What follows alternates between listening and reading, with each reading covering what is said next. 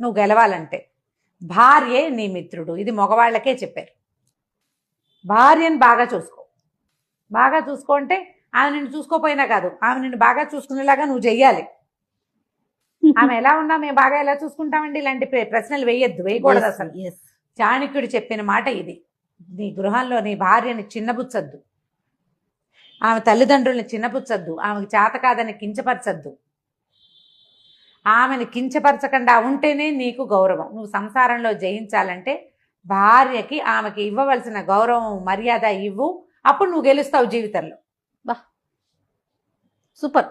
ఇది ఇప్పుడు మరి ఆడవాళ్ళు ఏం చేయాలి, స్త్రీలకు తర్వాత విషయం అసలు అని అడగద్దు, అసలు అది లేదు ఇందులో. అదే అంటున్నాను, అసలు అది విషయమే కాదు.